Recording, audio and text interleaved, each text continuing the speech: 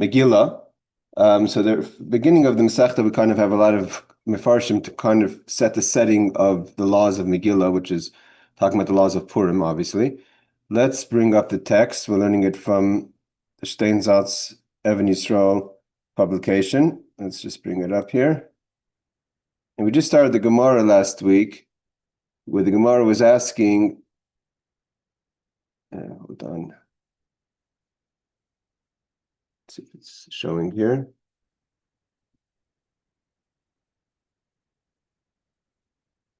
Okay, so I'm hoping it's sharing the page. Yeah, I see it is. Okay, so we're holding the Gemara is asking about how do we know that we can add the 11th, 12th, and 13th day for the people, the villagers, to come into the cities, according to the opinions they come into the cities, or according to the opinions that they gather themselves and make a minyan, so they could hear the Megillah on the days of the gathering. What's the source from it? Because the Megillah itself, in the text only mentions the 12th, the 13th, the 14th, and the 15th day. And on the 14th day, they rested from the fighting of the 13th day.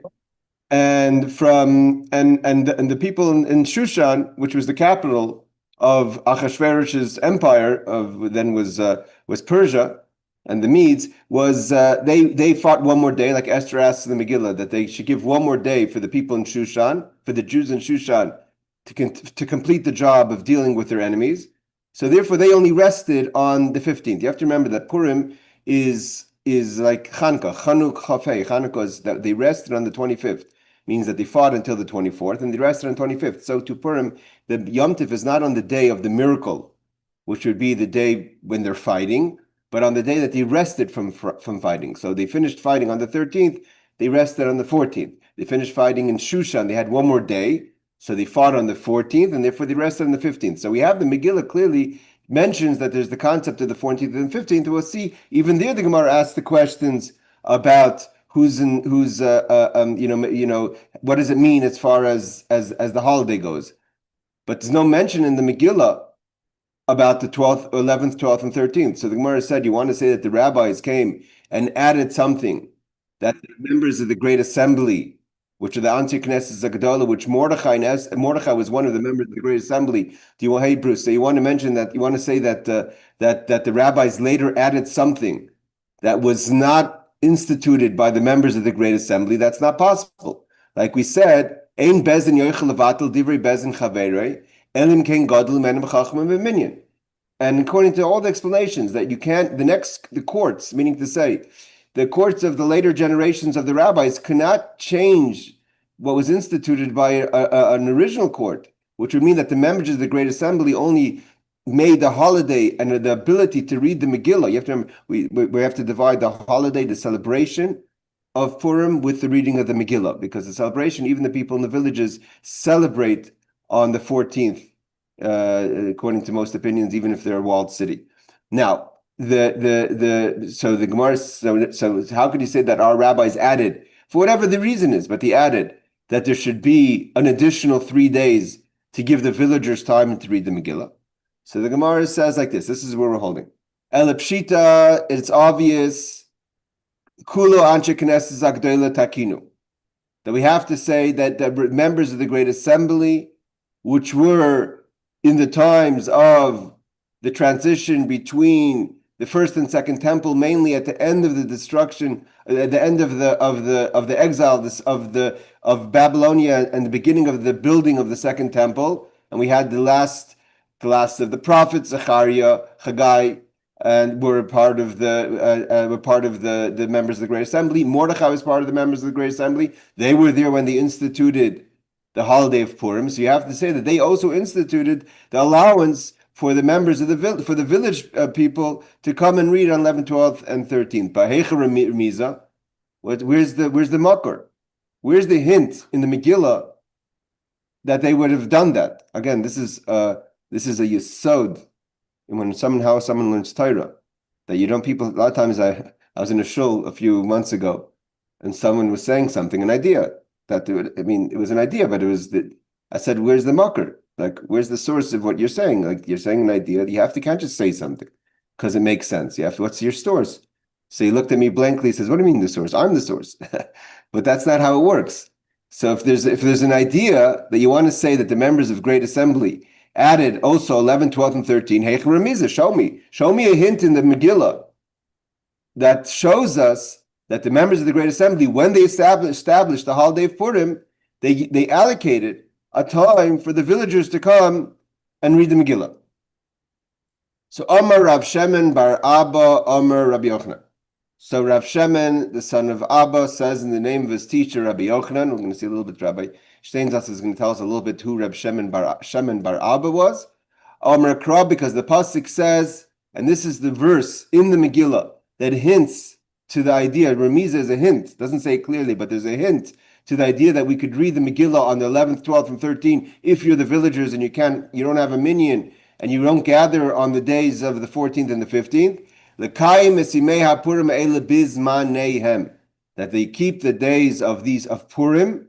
Again, the question is, why does it say Purim plural? Say really, because the word Purim was called for the draw that Haman made, a draw to try to figure out which month he'll be lucky in trying to destroy the Jewish people, right? It's the hypocrisy that's still around till today. You want to destroy the Jewish people, but you don't feel comfortable alone to be a anti-Semite. So you're trying to find the source, support from God to help you be an anti-Semite. So he decided he's going to make a pour. He's going to make a lot.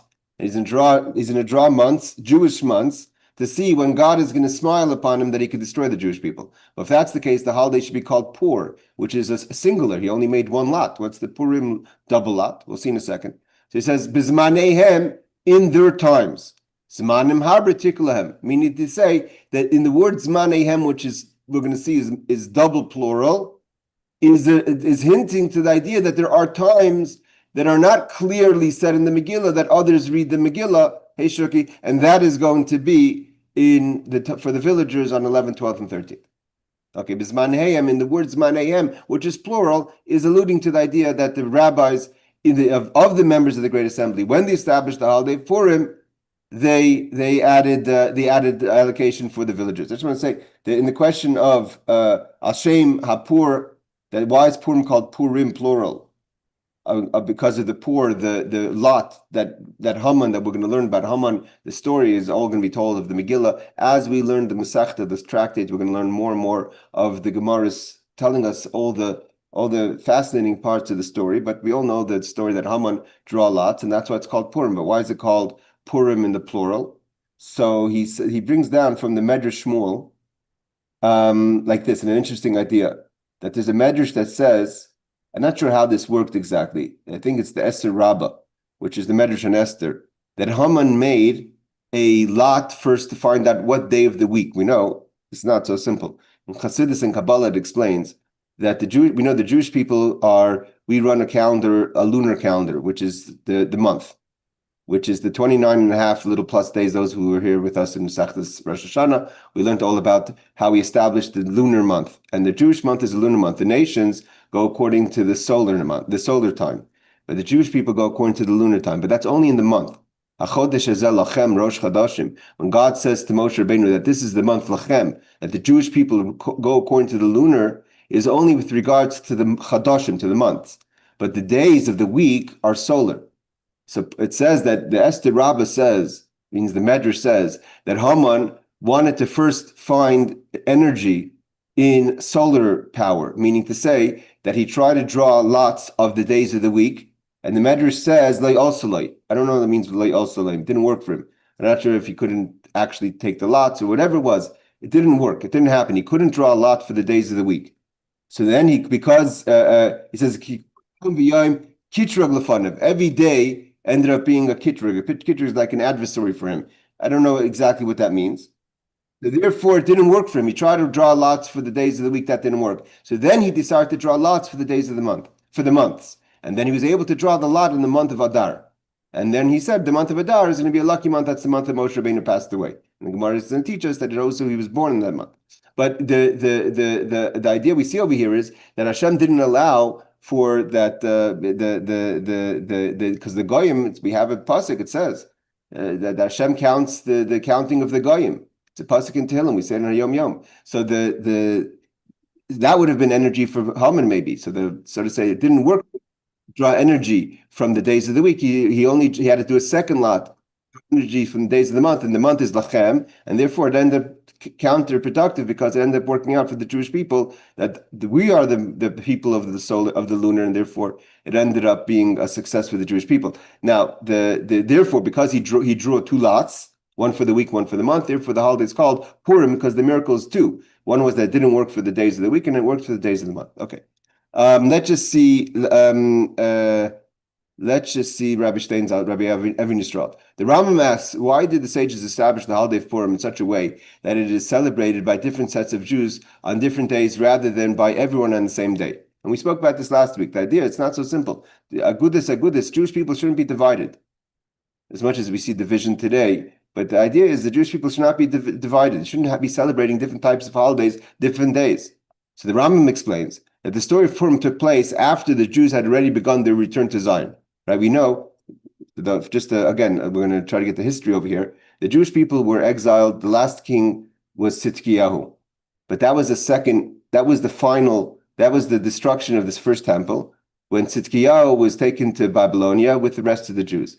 There was an exile before that with Yechaniah. We all see in the Megillah, we talk about that Mordechai came to Babylonia, then to be conquered by the Persians, so then he became a minister in the court of Achashverosh, was from the people that were exiled with Yechaniah.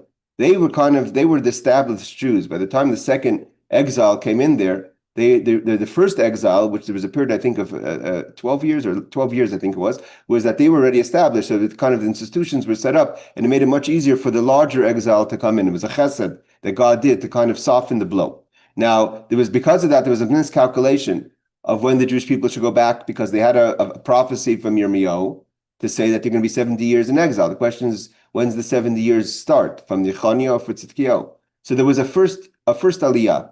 The first aliyah was with Zerubbabel, which was a descendant of King David, and he came down with a group of Jewish people to establish the return of Zion, but it didn't work out.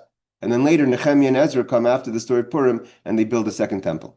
So there is the story of Purim happens when the Jews already began, means in the first return with Zerubbabel to Zion. That was by Cyrus, I believe. The Jews who returned were, however, still dwelling in towns and villages without walls.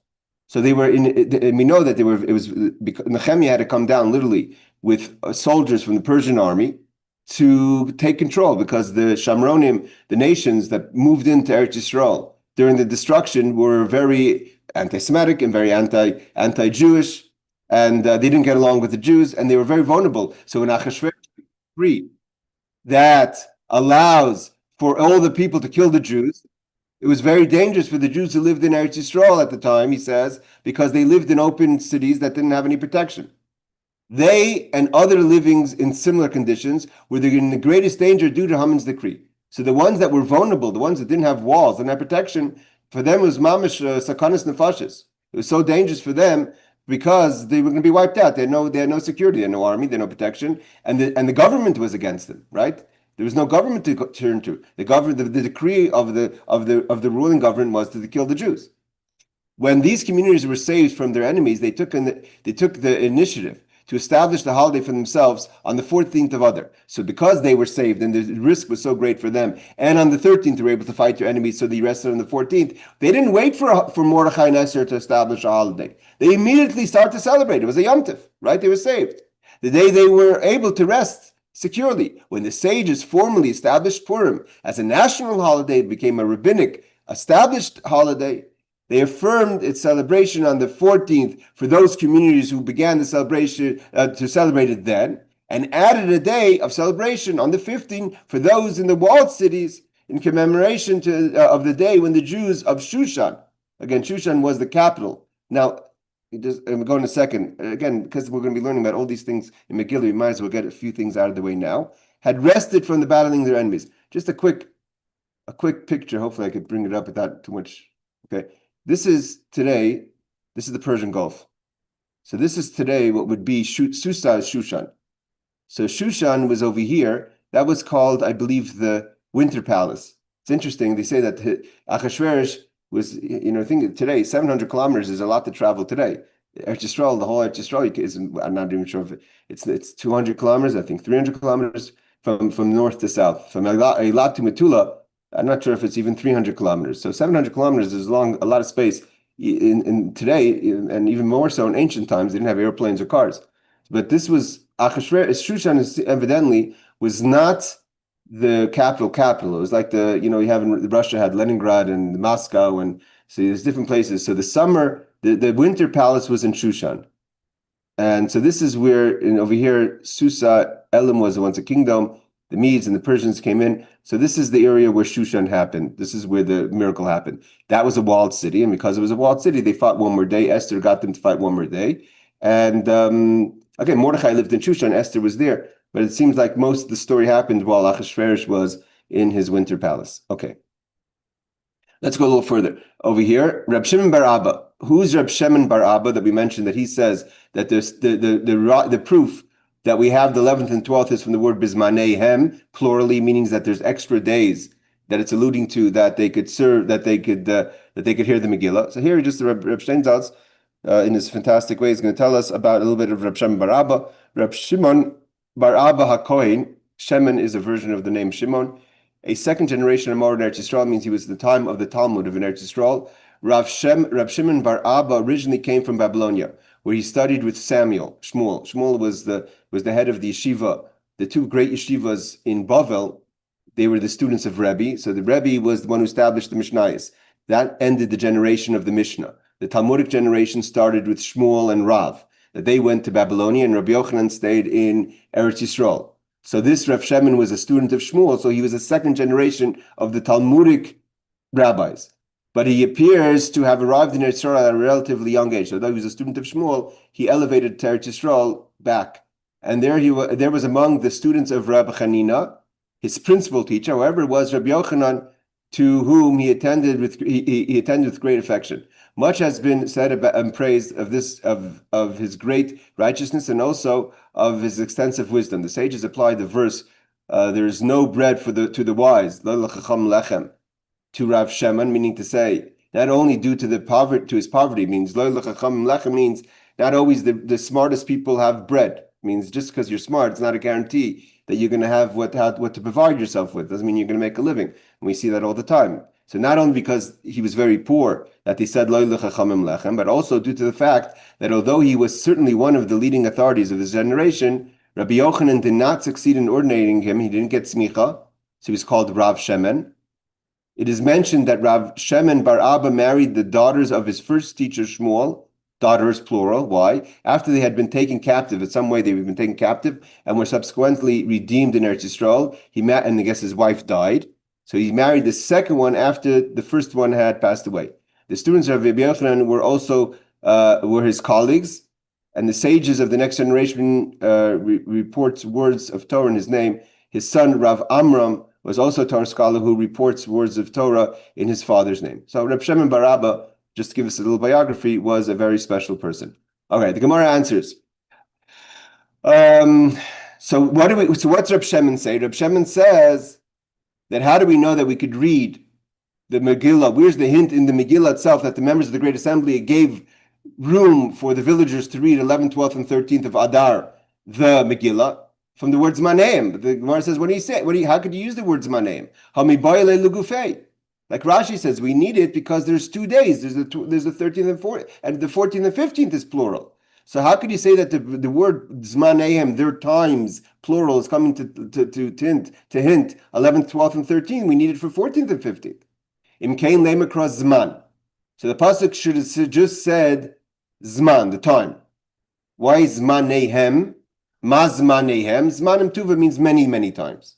Like Rashi says, Yudal Tezvav. We need the words in their times to teach us that there's different readings of the 14th and the 15th. I'm Forshim B'Sefer, that says clearly in the Megillah. So the Gemara says, so because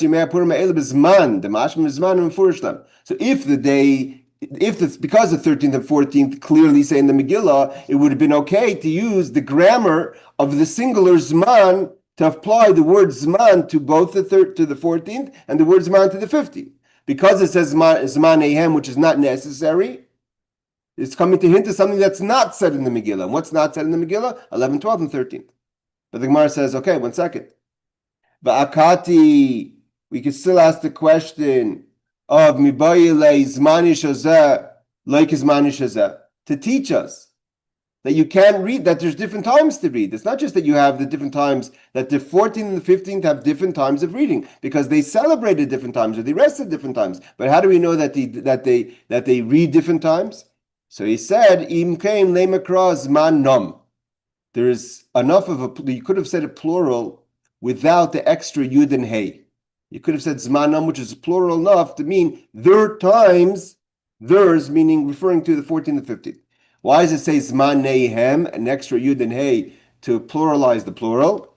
Shematim neikul, to mean that there's many times, not just the 14th and 15th, there's times that are not clear in the Megillah, which is the 11th, 12th, and 13th. So the idea is we're trying to figure out again, where is the proof in the Megillah itself that the Mishnah talks about that we're giving an ability for the villagers to come and hear the Megillah on the 11th, 12th, and 13th. Incidentally, we're going to learn there is no such thing today as 11th, 12th, and 13th. People don't come today. You can't go to your local Chabad house and say, Rabbi, please read for me the Megillah on the 11th, 12th, and 13th because the Mishnah says so. Because we don't act on that anymore. We'll see in a second why. But here, either way, the Rashi says, "Vakatim boile haydinakim zmaneim lashon rabim." Why do we have the plural? That zmani shel mukafim lav kizmani shel perazim. We have to teach us that the cities that are mukafim, that are walled, have a different time to read the Megillah than the cities that are open. The ikos of bizman, if it would just say the zman, which is singular, havamashma, I would have thought zman echad l'shneim, that yes, although they fought an extra day in Shushan, and although they rested a separate day on Shushan, meaning they only rested the second day, I would have thought, but nevertheless, we celebrate a single holiday. That a person, anyway, you could read either on the 14th or the 15th. But it's like a single holiday that gives you either the 14th or the 15th. How do we know that to divide the holiday according to where you are? The mashal. That's what all the laws. I mean, anyone who knows to learn the laws of people who live in chutzlarts, it's not so negei l'maisa. It's not something it doesn't make a difference to the actual how you celebrate Purim. Because like we've learned, anywhere outside of Eretz Yisrael celebrates the 14th.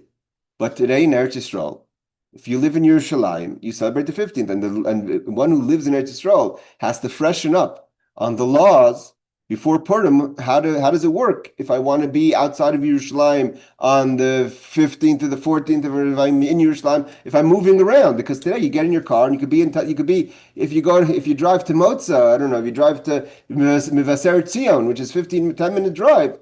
If you drive outside of Dasa Hospital, you're not anymore in the boundaries of the 14th.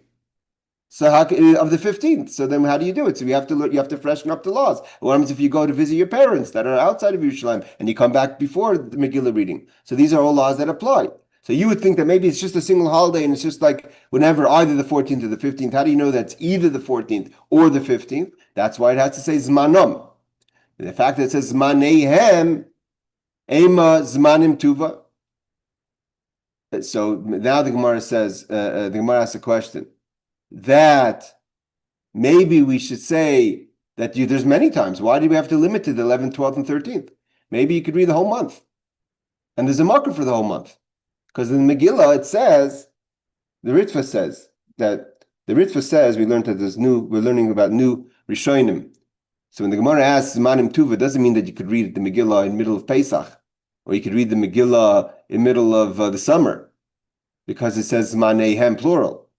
But the whole month of Adar, maybe you could read it. Why?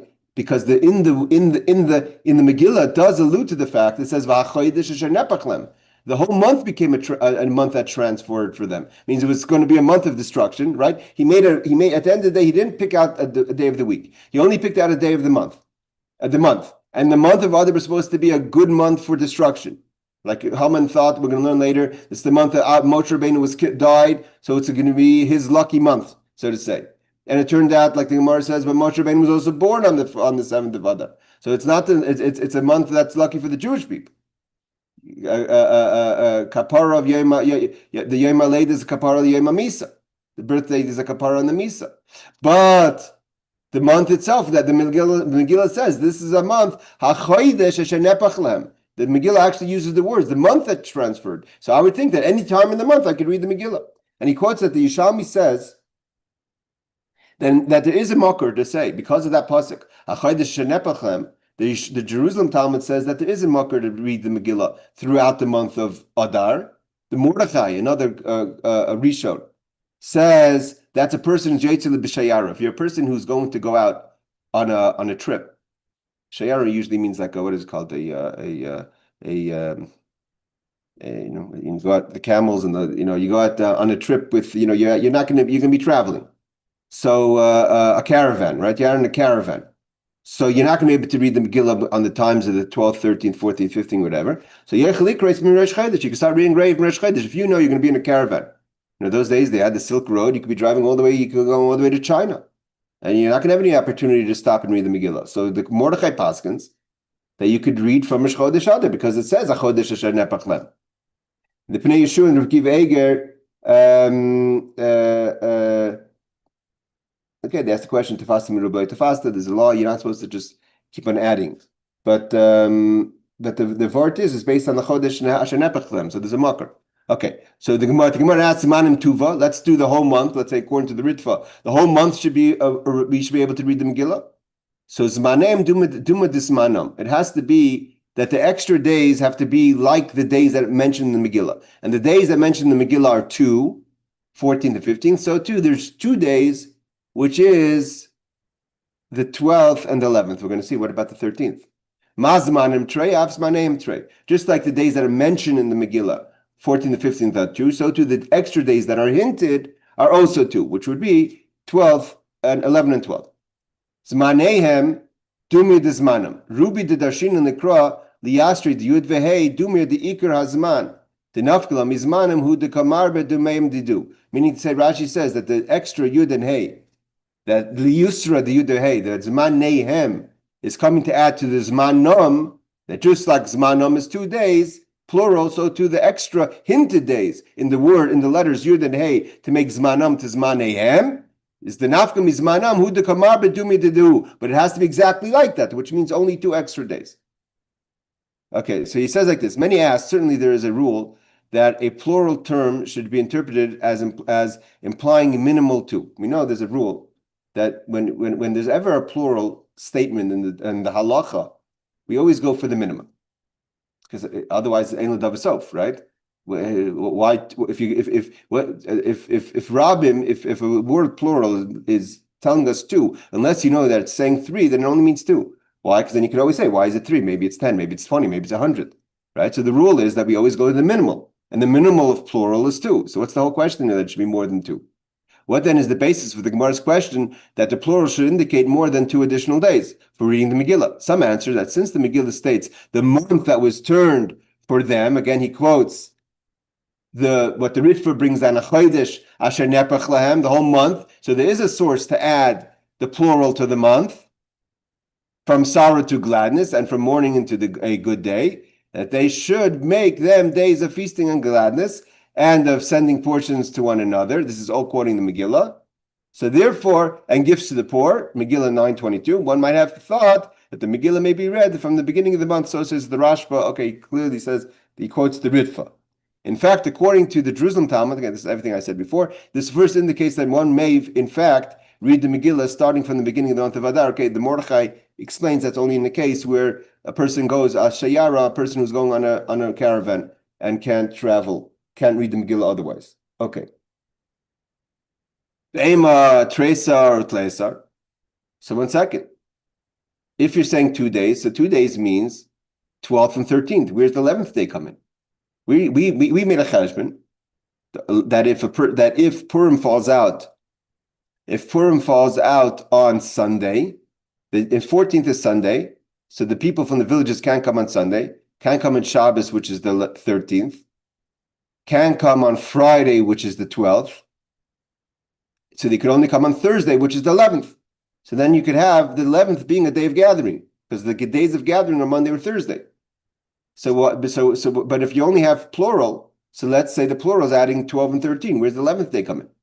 Rav Shmuel Bar Yitzchak, like as Rav Shmuel Bar Yitzchak is about to teach us, that Shloishos is man kihila kolhi. We don't have to add the 13th. 13th, by definition, is a day of gathering. But you don't need the pasuk. Why is it not a day of gathering? This is the makar of the idea of fast, the fast of Esther. Okay, we don't need to add, because the 13th anyway is the day of gathering. We'll see what Rashi says in a second. Why is it a day of gathering? So Rashi teaches us. So Rashi learns that why is it obvious? Okay, the problem over here is that we're kind of mixing ideas. We have the days of fighting and the days of resting. The city of Shushan fought 2 days. They used the 13th and the 14th to destroy their enemies. Therefore, they rested on the 15th.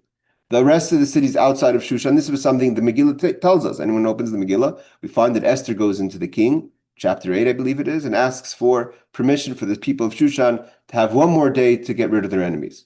Right? There's a lot of them. There's, in Washington, D.C., it's hard to get them all in one day. So therefore, we need one more day. So if we have one more day, so then they rested on the 15th. But everyone fought on the 13th. So Rashi is saying, Rashi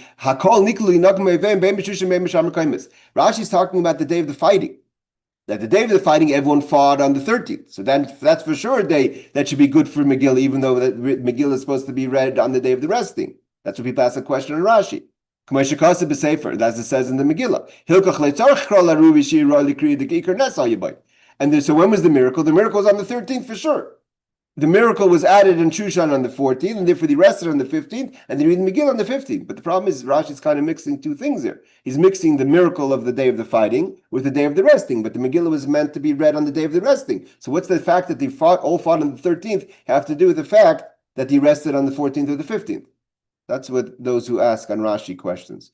Okay, let's before we do that, let's just see what Rabbi Steinsaltz says over here. Rashi explains that the 13th of Adar was the day of which the Jews assembled to fight their enemies. Rav Hai Gaon was from the last of the Gaonim, of the Gaonic period. He lived before Rashi. As Rabbi Steinsaltz, anyone who wants to listen to a side note of a fascinating 1-hour lecture from Rabbi Steinsaltz of Yisrael on Rav Hai Gaon's life and how the greatness of Rav Hai Gaon, he calls him the last real leader of the Jewish people. Meaning to say he was the leader of all the Jewish people. He was an accepted leader in diaspora, in Eretz Yisrael, in Bavel, where he was to be the leader of all the Jewish people. So he writes in his book, The Shiltas, understands that the term a time of assembly alludes to the fast of Esther. So Rav Hai Gaon comes to say like this, that what's Zman Kehila? Rashi says Zman Kehila means that they were fighting on the 13th. So therefore the Megillah doesn't have to tell us that the 13th should be a day that you could read the Megillah because everyone was fighting on the 13th. But Reb Hai Gaon says no. It's not talking about the fighting. It's talking about the fast of Esther. Although the actual fast of Esther happened at another time, but we remember the fast of Esther on the 13th. So anyway, the people from the village will be gathering then because for a fast day they come in for Kriya and they come in for other things. So then they could read the Megillah. So the 13th, because it's the day of the fast of Esther, we don't need a verse. Zman name doesn't have to teach us that because that's the day that they gather. So therefore, what do we need? We need an extra day, which is the 11th and 12th, and that's added in the word Zman name. So that's how Reb Hai Gaon learns it, on which all gather in order to fast. If this is the Gemara's intention, this is the earliest reference to the fast. So we don't. There's no makar. Remember, we talked about you have to have a makar. What's the source? There's no makar to the fast of Esther. The first published place to show us that there's a concept of the fast of Esther is Rav Hai Gaon. Well, again, he was before the Rishonim. He was the period of the Gaonim between the Talmud closing of the final closing of the Babylonian Talmud until really the era of Rashi, maybe the Rif. So the Rav Hai Gaon but he was from the last of the Gaonim. So this is the first of the earliest reference of the fast, which is not explicitly mentioned in the Talmud. No one in the Talmud does talk about the fast of Esther.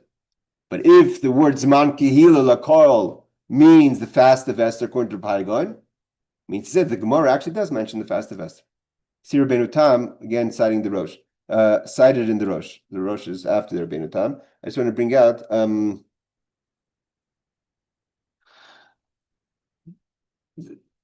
according to Rashi, the word should have been Zman, it shouldn't be Zman Kehila Lakol, it should be Zman Milchama Lakol. They didn't gather, they fought. The word gathering is kind of gathered together. The word fought is fighting. So why does the Reb Shimon? Who's it? Reb Shimon. Why does Rav Shmuel Bar Yitzchak say Zman Kehila Lakol? So again, the Ritva says, because that's what the Pasuk says, that he gathered to fight. The Rosh, okay, then he brings down what I mentioned before, the question on Rashi. How could Rashi say that the 13th should be read because everyone fought? We know that the holiday is not about the fighting. The holiday was established on the day of Menucha, of resting.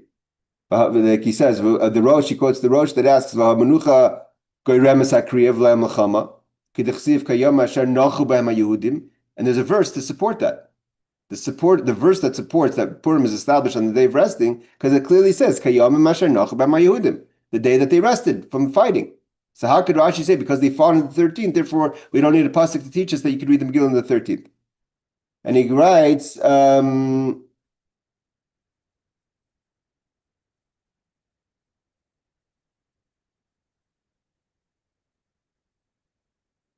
there's all kind of answers about this. He quotes down the Rabbeinu Tam that says that, again, I just want to bring the Rabbeinu Tam, he quotes what the Rav Haigon says, that the kivan the Memel and the Kol B'Yirgiv B'nei Akform Layoros L'Tanis Esther, because the villagers come on Tanis Esther for the fast, Lo Shlichas V'Tachnunim B'Tzibor. So Rabbeinu Tam says that they say slichos, like we say in a fast, prayers of repentance, and the way was in Achashverosh that they davened, and they asked. So therefore, the pasuk doesn't have to teach us. And Rabbeinu Tam says, Rabbeinu Tam says, if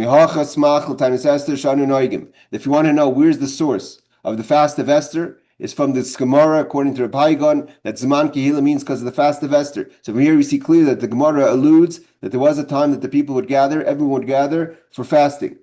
And he quotes the Rosh again, the Ran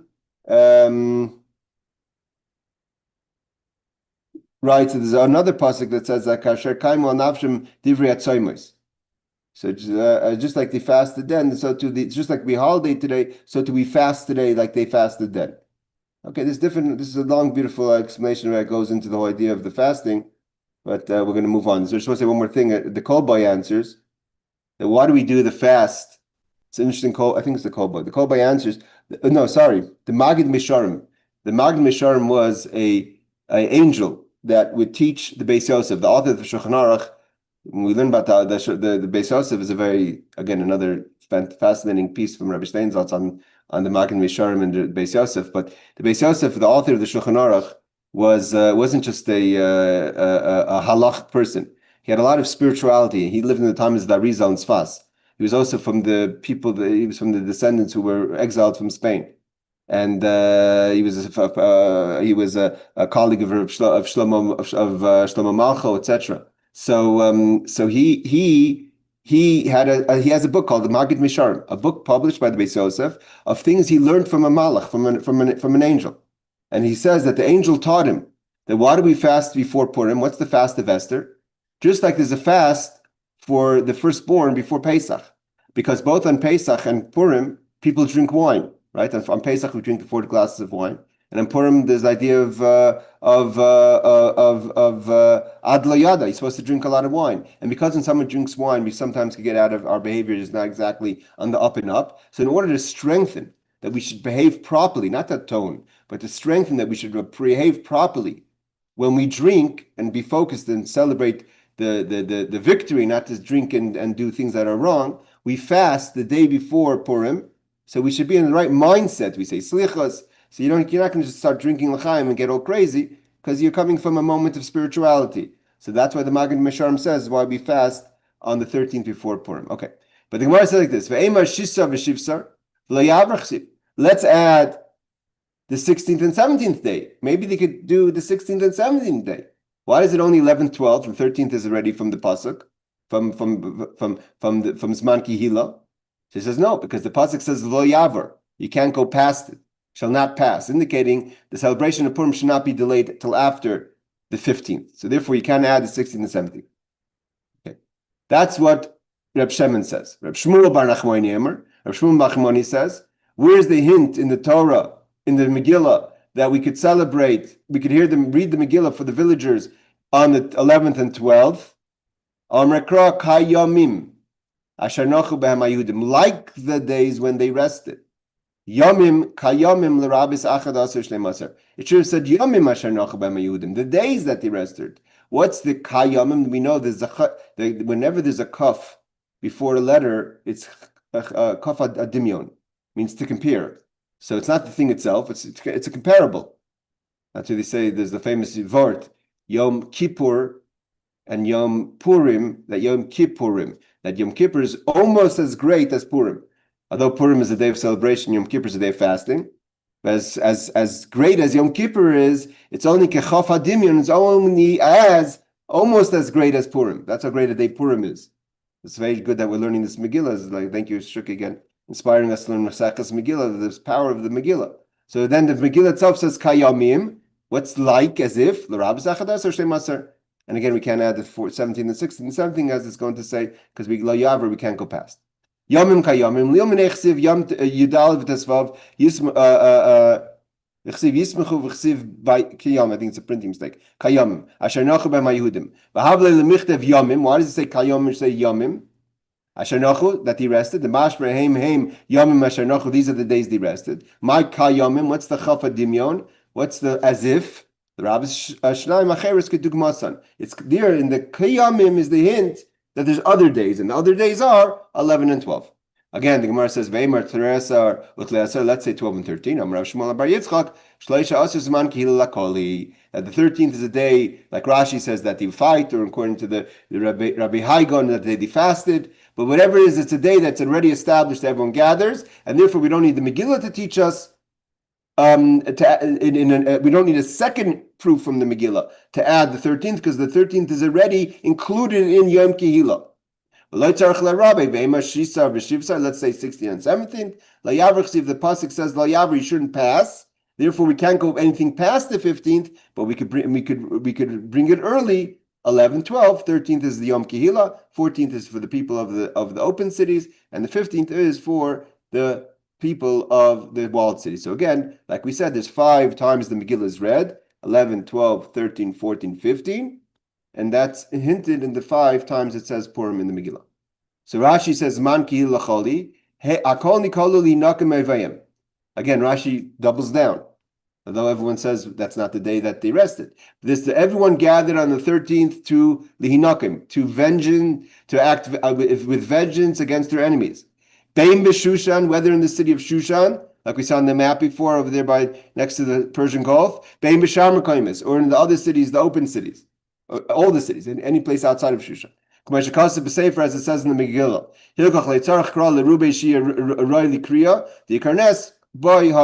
again, Rashi gets it from, it's not just a printing mistake.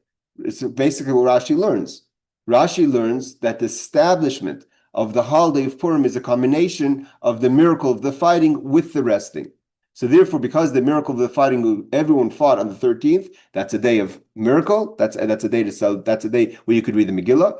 Then they rested on the 14th. That's a day to read the Megillah. And they rested on the 15th for Shushan. That's a day to read the Megillah for the walled cities. Which means to say is that Rashi says that the pasuk that says Yomim kayomim asher nachu b'hem Yehudim, like the days that he rested, is an addition to the day of the fighting.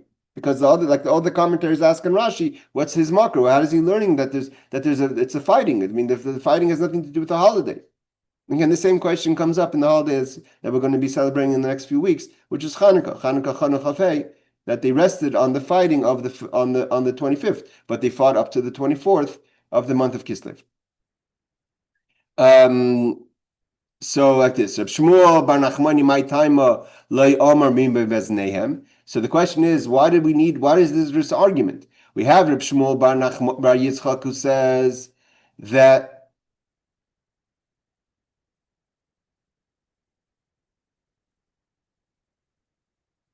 hold on, is there a printing mistake here? Or is that Nachmoni is Yitzchak? Hold on, guys. Amar Shmuel Yitzchak. I'm assuming that maybe Bar Yitzchak in here calls him Bar Nachmoni. No, that's what it says I'm looking at the original text as well. All right. Because here it says Amar Rav Shmuel Bar Yitzchak. And here it says Rab Shmuel bar Nachmoni. Okay, so Rab Shmuel bar Nachmoni, No, it's a different. Rav Shmuel Bar Yitzchak and is Rabbi Shmuel Bar Nachmani. Sorry, Rabbi Shmuel Bar Nachmani was Kayamim. Sorry, like Kayam, sorry. Rabbi Shmuel Bar Nachmani says Kayamim. And Reb Shaman says because of Zmanehem. Okay, sorry, that was my mistake. So the Gemara says, Reb Shmuel Bar Nachmani says Kayamim. We learn from the word like the days. Why doesn't he learn it from the words Bizmanehem, like Reb Shaman says, Barabba? Zmanehem lay mashmaleh. He says you can't say that in one word it has Zman, Zmanom, and Zmanehem. Zman would be the time, Zmanom would be 14th, not the 15th, 15th, not the 14th. And Zmaneim comes to add 11 and 12. That, he says, is it's stretching a word to mean three things. That's too much. Means because the word itself could be written three ways. The word itself could be written Zman. It could be written Zmanom, and it could be written Zmanehem. And that's what Reb Shimon Bar Abba says. Therefore, it teaches us 11 and 12. But Reb Shimon Bar Nachmani doesn't subscribe to that. Okay. Rav Shimon Bar Abba, my time Yomer Kayam. So then, if that's the case, why doesn't Rav Shimon Bar Abba learn from the word Kayamim? Because Kayam means to say that just like the days of the story of Purim, when it happened, they celebrated. So too, we celebrate in the future years. But you can't say that Kayamim mean different days. All right. So he's looking forwards and backwards, not broadening the space. The doiris who dechsiv the hachi shaykh lishna dekra kayam. That's why it says kayam. Claimer yasul the doiris, and the future in the history means afterwards we should establish as a holiday that Yudal Tesvav, that the days the 14th and 15th are both days, depending on if you're in a walled city or not. Kashar you be a mehanes, just like in days of the miracle. Yom mashar nochabem. Again, Rashi here quotes days that they rested. So they rested in the 14th and 15th. Rashi's not arguing that the Yom Tov of Purim is on the day that he rested. But is also, he acknowledges the day of the miracle. Because I think something in my head triggers, there's a talk of the Rebbe about this connected to Chanukah. Therefore, we can't use it. We need it for the future years. We can't use it to add extra days. All right, let's go further. Omar Rabba Bar Chana, Omar Rabbi Yochanan. Okay, now the question is, like I mentioned before, is this the law? Do people who live in Olympia, Washington, I know Olympia is a big city today, but in small cities out there that have no minyan, can they come in can the villagers today come into the cities and read on the 11th, 12th, and 13th? We don't find that. We find that the Megillah is read on the 14th or the 15th. So Amar Rabba Bar Bar Chana, Amar Rabbi Yochanan. So this is addressed in the Talmud. Rabba, the son of Bar Bar Chana, says that Zu Divrei Rabbi Kiva Stima Sa. This is Rabbi Kiva as a silent Mishnah, meaning to say the Darish Zman, Zmanim, Zmanehem. Okay, he takes on Reb Shimon, that because it's Rabbi Yochanan. Reb Shimon said the name Rabbi Yochanan. Reb Shimon Bar Yitzchak, Rav Shimon Bar Yitzchak. Reb Shmuel Bar Nachmani doesn't mention Rabbi Yochanan. Rav Shimon mentions Rabbi Yochanan. So therefore, Rabbi Yochanan also says that this drasha of Zman, Zmanim, Zmanehem that we have to add 11th to 12th is Rabbi Kiva. But that's not Avacham Omer Ein Kainais El Bezmanim. But the rabbis Bezmana, the rabbis don't agree with Rabbi Kiva. Therefore, our whole Mishnah is not really a Mishnah halacha.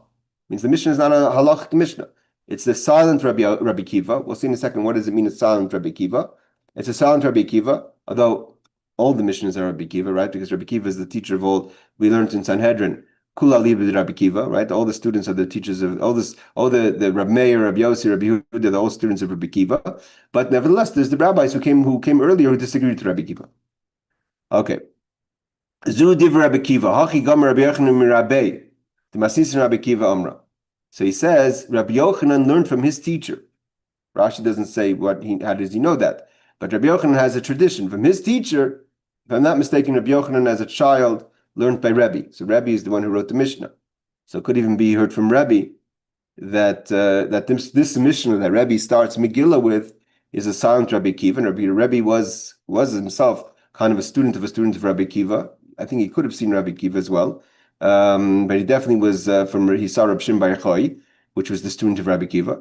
So Ziyu Divrei Rabbi Kiva, Hachi Gemir Rabbi Yochanan Mirabei. Rabbi Yochanan learned from his teacher, the Masechta Rabbi Kiva Amra, that Rabbi Kiva, our Mishnah is according to Rabbi Kiva, is a silent Mishnah of Rabbi Akiva, but the rabbis disagree. And therefore, because the rabbis disagree, therefore that's not the halacha today. There isn't such thing as reading 11, 12, and 13. Stimasa harbes stam mishnah. There's many silent mishnahs. Stam means like a stam mishnah means an unidentified mishnah. A mishnah doesn't have a name attached to it. Stam stima harba stam mishnah sasim Rebbe shehein div Rabbi Akiva. That there's many silent mishnahs that Rebbe, meaning the author of the Mishnah, is just mentioned factually without mentioning that this is the particular or singular opinion of Rabbi Akiva.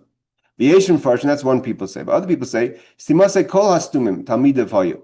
That all, like I said, all the it's not Rabbi Akiva himself, but all the silent mishnahs are all the silent in the Torah is Rabbi Akiva, like the Sanhedrin Peivav, like we learned a few months ago. In Sanhedrin, Stam Mishnah Rameir, that a silent mishnah, unidentified mishnah is the opinion of Rameir. Stam Tosefta, Reb Nechemia.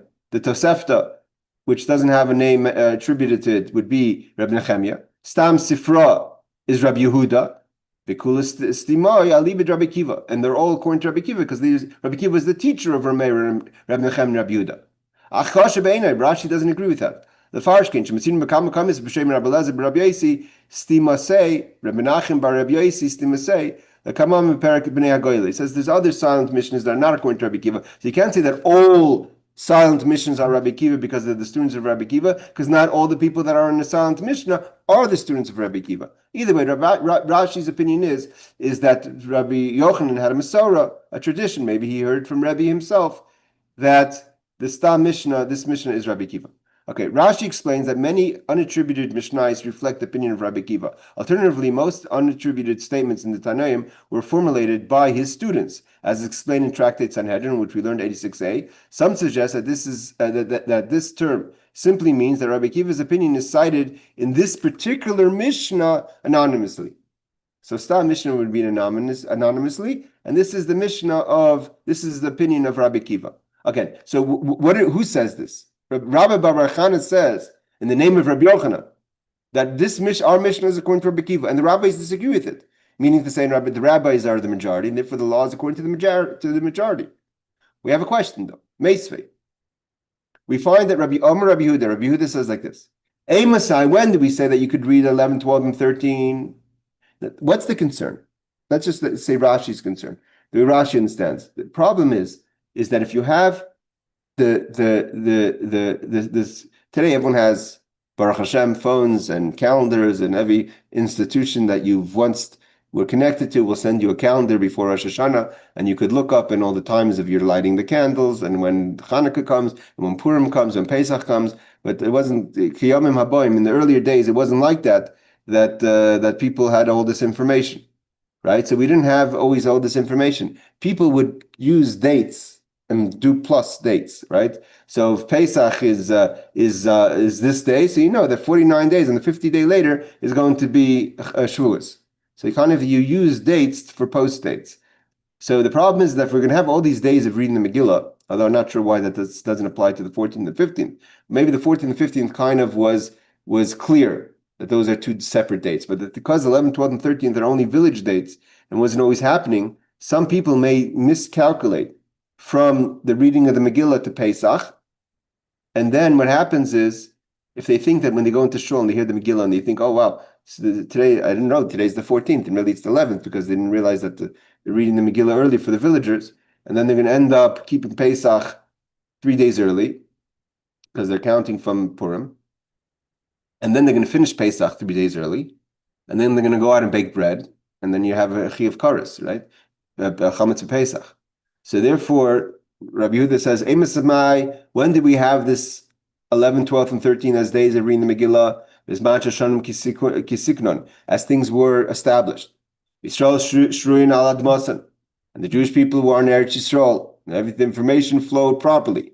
Today in the diaspora, because people look towards Purim to know when Pesach is, that's how Rashi learns. And it better just keep things in time.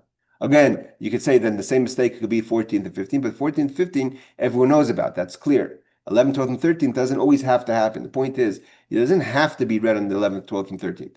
It can be read on the 11th, 12th, 13th. Everyone knows that if you're in Yerushalayim, it's going to be read on the 15th. And if you're going to in Chutz La'aretz or outside of Yerushalayim or outside the cities that are walled, it's going to be read on the 14th. So that people know clear. But if you're going to come into Shul one year and see that they're reading on one day, you're not going to know today's the 11th. You're going to think today's the 14th. Not everyone was familiar with all the information. We also didn't know when the calendar was, right? When was the new moon? And then you're going to end up messing up the schedule of Pesach. So that's how Rashi learns. When were the rabbis lenient, allowing the villagers to read 11, 12, and 13? When things were organized, when there were tikkun, misabrais alpi bezdin, that the bezdin was standing, and they established when there should be the new moon. And when they established when the month was, they would send out the emissaries. So they had the system that everyone should know when is the new month. And then they'll know when Nisan is. So you're not going to have to start counting from Purim to know when Pesach is, because you know that it is sometime after the new month of Nisan, wherever you live, in a Jewish community, the information is going to be sent to you when Nisan was. So then you know when to keep Pesach. And then we know that the emissaries or the other systems they had will get to Eretz Yisrael, I'm assuming also to the diaspora, to Chutz La'aretz, to Bavel. But today things are differently. People live all over the place, and we don't have the system. And the messengers of the Bezdin are not going to get to the places where the Jews live and in far places in the diaspora. So how do people know when to keep Pesach? Megillah. People go because some people only know the count when it's Purim. From Purim, they know when Pesach is. They know that on the 14th we read the Megillah. So they add another 15 days, 29 days. So it's 15 days to the end of Adar, and then they have 15 days of Nisan, Ice and Pesach, and then they do Pesach in its right time. But let's say they go into a shul. They start reading the Megillah on the 11th or the 12th or even the 13th. They're going to count another 30 days and do Pesach, which is not really Pesach. They're going to start Pesach a day, 2, 3 early. They're going to end up eating chametz in the last days of Pesach because they take Pesach in too early. That's not a crime to eat matzah early. That's not a kores. Right, but one of the mitzvahs I say is if you eat chametz on Pesach, it's a kares, and that's a very big violation. So therefore, we have to be very careful not to mislead the people to when Pesach starts. This is what Rabbi Yehuda quotes. What do we see from here? That the rabbis allowed for the villagers to read, and we just said that Rabbi Yochanan says that that's only the opinion of Rabbi Kiva. So let's just go a little further. Rabbi Yehuda Ali b'deman. Who's Rabbi Yehuda go according to? Ilam li Rabbi Kiva. If Rabbi Yehuda is talking about according to Rabbi Kiva, afilu zman hazeh isalai takanta. Rabbi Kiva doesn't say it's only for the times of the temple. Rabbi Kiva says it's even for today. That today we could read 11, 12, 13. What do you mean today? Because he says Rabbi Kiva lived after the destruction of the temple. Although Rabbi Kiva lived before, Rabbi Kiva lived very long.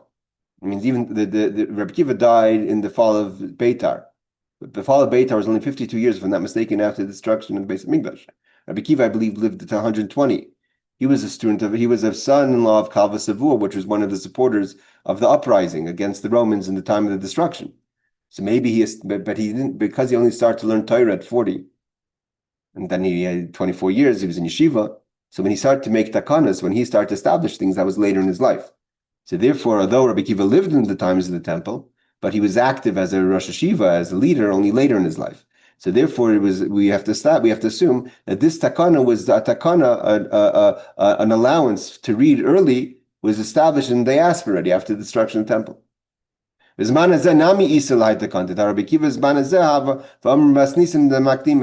Rabbi Kiva lived in today, after the destruction, and he says you could read the 11th, 12th, and 13th. So we see clearly after already the destruction, he allowed for that. Okay, we're going to stop mid conversation because it's already 9 o'clock in Seattle. But let's just do this last Reb Steinsaltz. Rashi proves this from the fact that Rabbi Kiva lived after the destruction of the temple. Note, however, that the Rashba, Shlomo ben Aderet, another person that we're going to see a lot in Megillah, who challenges this assertion, as Rabbi Kiva was also alive when the temple was still standing. And furthermore, the sages had much to say about halachas that were no longer practiced in their day. So two things. One thing is that maybe Rabbi Kiva is talking about something that wasn't practical for his times. And number two is he lived in the times of the Beis Hamikdash. But those who answer, again, that Rabbi Kiva lived earlier, but he wasn't active as a Rosh Yeshiva because he only started to learn Torah at 40. And then he was 24 years in Yeshiva.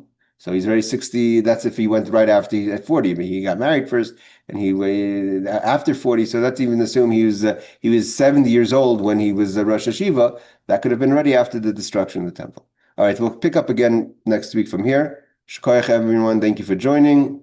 We're going to pick up pace in the next few weeks once we get into our footing into Megillah. Laila Tov, everyone.